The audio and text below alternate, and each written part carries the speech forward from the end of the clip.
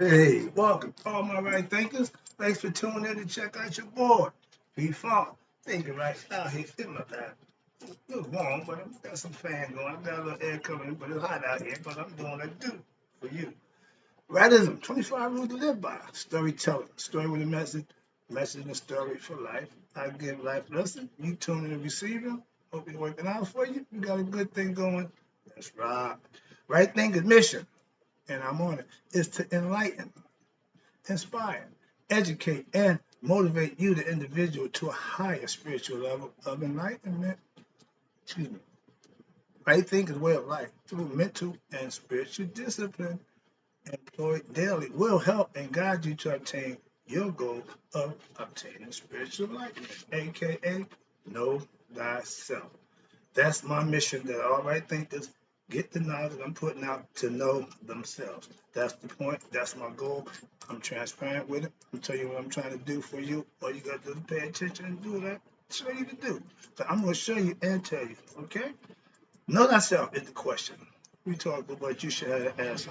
And if you're not sure, and if you don't know, stay tuned. I got you. I do what I do for you to know thyself.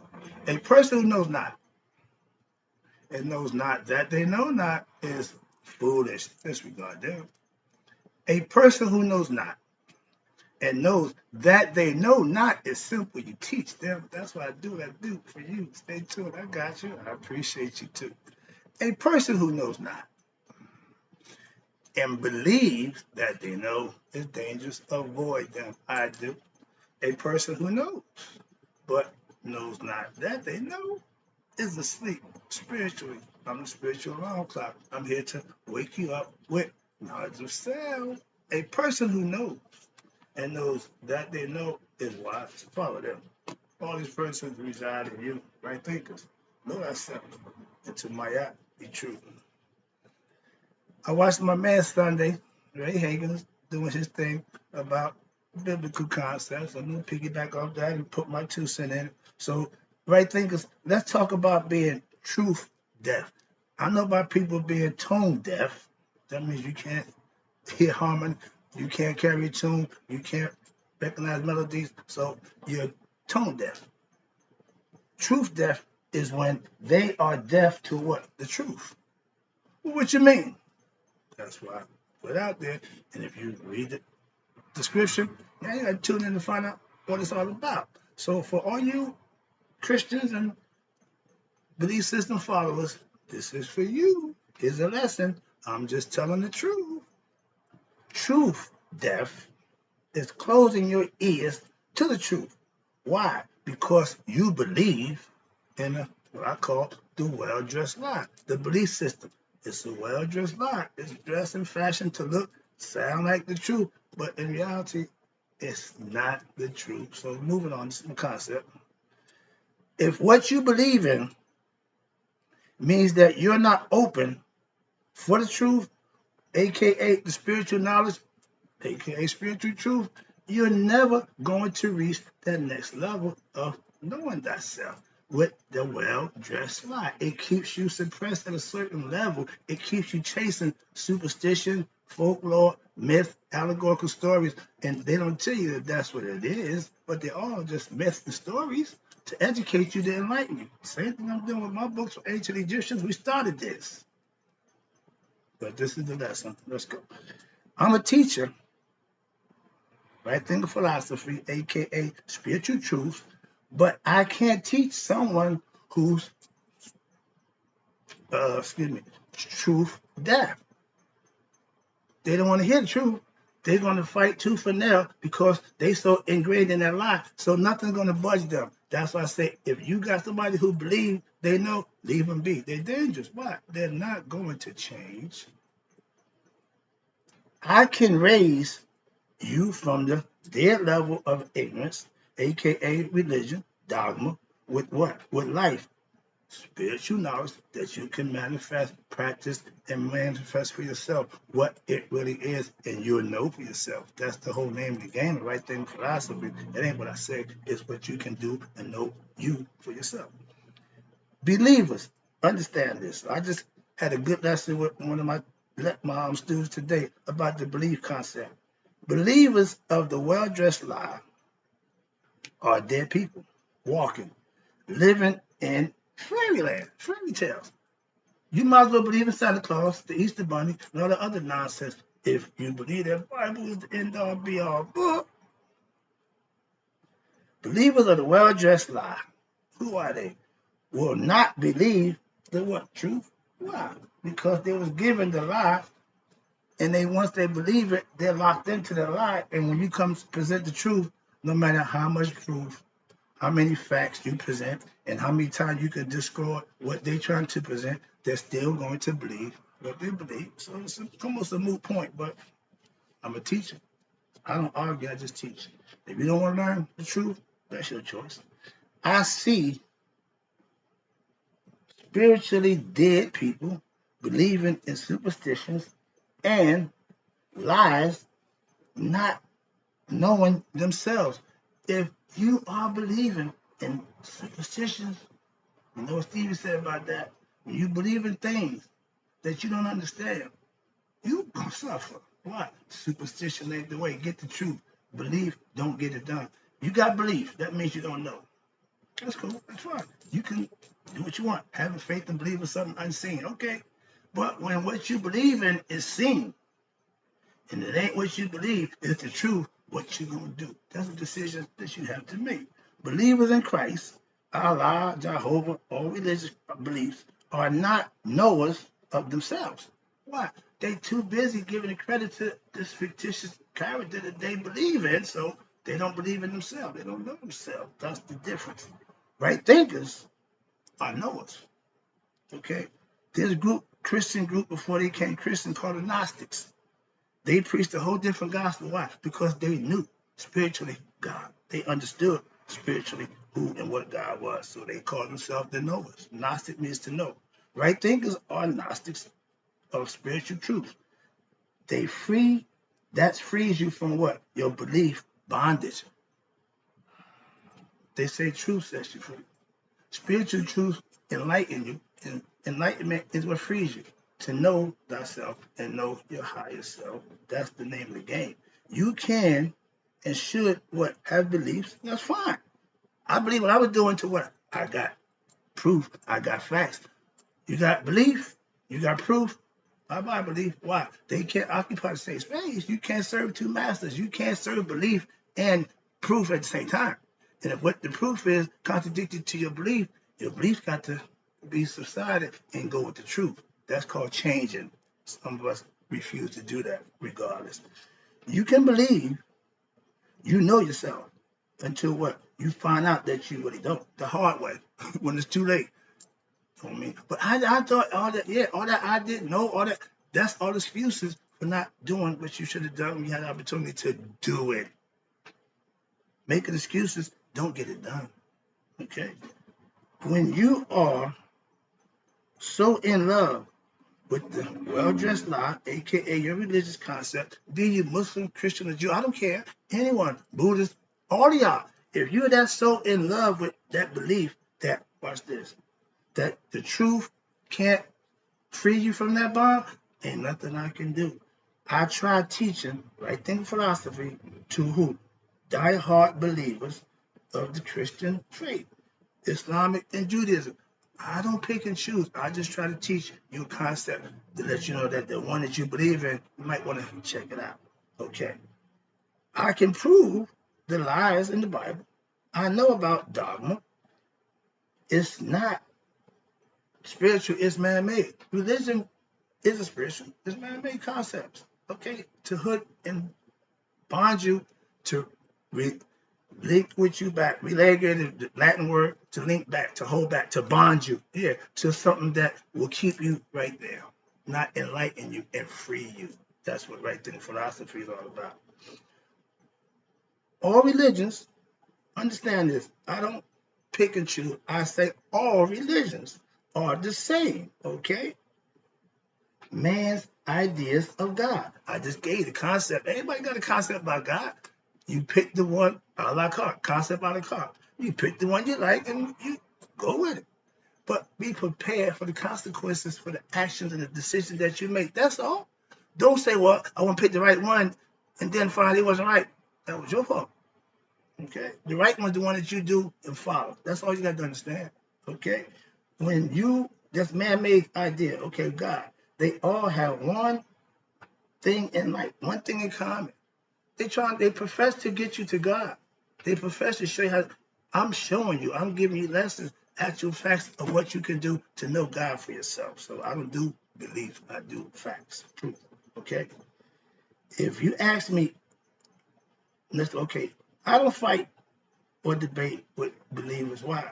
They're not really educated or enlightened to the point where I can just ask them questions and they don't have the answers. They get mad at me.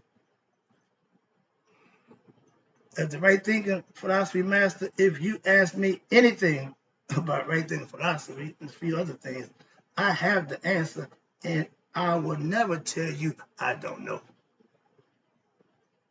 about right thinking philosophy. That's the difference. I mastered that. Now, believers need to become what? Knowers, aka right thinkers of the truth. Once you know the truth, now it's up to you to use it or not use it. But once you know it, you can't claim ignorance of it.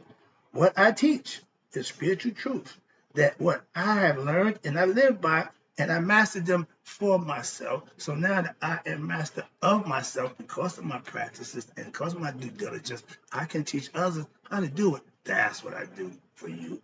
Okay. If you ask me about spirituality, anything about spirituality, I know the answer to that also. If you want to talk about God, concepts, spirituality, come on, let's go. I got one. I got mine. And I put up against anyone you got. Don't bring the Bible. Don't bring the Quran. And don't bring the Torah. If you want to talk to me about anything, that's all off the table. Let's go a little further. Can you do that? Moving on. So that's why I don't get involved with that nonsense. Okay. I'm a religious historian. So I know both sides. As a truth teller, and I just told you, master religious history and teacher of my spiritual truths, I don't do belief in God. Don't have to. I'm giving you your own way to get to God for yourself. And when you know God, you don't have to believe in him. When belief is till you find out, because belief means you don't know. So you can believe in God until what? You do the things, and he do the things that he do. Now you made a connection. If I do this, he gonna do that. Let me see. You do right, you get blessed. You do right again, you get blessed. You do some more right, you get more blessings. See where I'm going with that? That's all it is. It's plain and simple. Moving on. If you're a believer, that's cool. I ain't got a problem with that. But what I teach is gnosis, knowing God, not believing him. When you do what you're supposed to do and you're rewarded for it, blessed for it, and you understand synchronicity, you understand how that plays out, you will do, if you're smart, you do like I do, just start doing the right thing and count your blessings. When I was living wrong, I ain't got blessed for nothing. Now all I get is blessings. Difference, big difference. Limitations, the definition of belief is not to know. Don't sell me on that things that, man, stop. It means you don't know on things to come. So I understand that. I'm not dumb. So stop selling me that. But the belief means you don't know. I know God. I don't have to believe in him. That's the difference in belief and knowing. Religion wants you to just believe in God. And if you live right and do the things, your belief will be well founded. Why? Because you're putting in the work, things that's going to get you blessed. It ain't what you believe, it's what you do and what you know. So understand that. I don't knock or rag on it. I just got to give you a concept and understanding about it. I don't need to follow something I know better than. Simple as that. Because you love it. Don't pour it on me. I ain't trying to pour right thinking on you. I'm just showing you this is what I do. This is how I do it.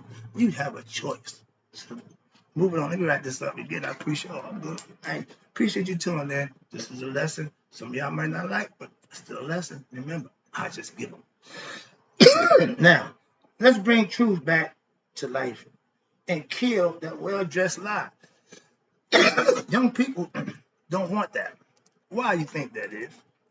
They wait for their parents and grandparents. They're not falling for the okie doke. So you gotta give them the truth. If you give young people the truth, you got them. You think they're gonna buy into the well-dressed lie? Nope. So this is why y'all not growing in young people.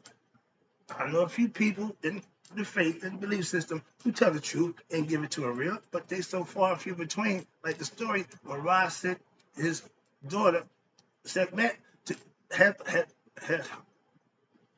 y'all call it Hathor, but this Sekmet, the force, the evil force. Hell had no fury like a woman scorned. He said, Rod sent her down to take care of all the unrighteous people. In the beginning, it was okay. But what happened is she got confused. Why? Because the righteous and the unrighteous pretty look much the same. Today, you can't tell a good person from a bad person because what? They all look the same. So it ain't nothing changed. Righteous and unrighteous, hard to distinguish. That's why you're responsible for yourself. Okay? Now, if your Bible thumpers would do your own due diligence, I'm tired of telling you what I know about that book that you love when you should just do your own homework and find out it for yourself. Because you're going to argue with me. I ain't got time for that. Okay? So do your own due diligence and study and learn the truth. Then you live it. You live in a lie, learn the truth and live that. You'll be fine. That's all I'm saying. I tell you, believers, that what you believe in is a well-dressed lie. Why you think I say that? I'm a truth teller. I'm an educator. I'm a teacher. And I'm telling you, that's a lie. You can believe me or not believe me, but I'm telling you. Again, I don't have an attachment. I'm not bought into that lie where I just can't give up. I just can't not do it. Some of y'all just cannot do without that Christ, that book, that whatever it is. Y'all can't do without it. I'm not fixated on that. I'm a teacher. Get detachment. Take the passion out and learn the truth. You'll be fine. But because you are emotionally involved and brainwashed to the fact that this is it, okay, knock yourself out. Go for it. And when you get there in front of that, it wasn't it. Ding, the bell goes up. Too late then, no, that's money quarterbacking. They ain't won a game yet. I can tell you, if you master my right thinking philosophy and you still want to worship and believe the word just like it won't work. Why? You can't serve two masters. Once you got the truth, it's hard to go to a lot. So again, it's your choice.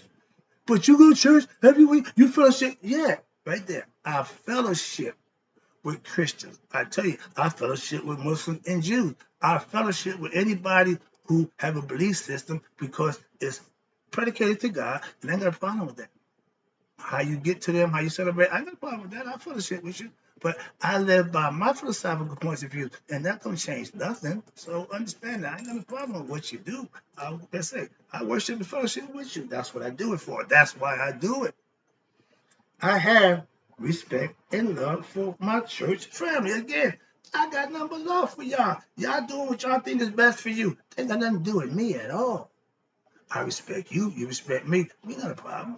What I do here on my time ain't gonna do with my church family. So I go and be respectful. Right? They can go to church to be a Christian fellowship.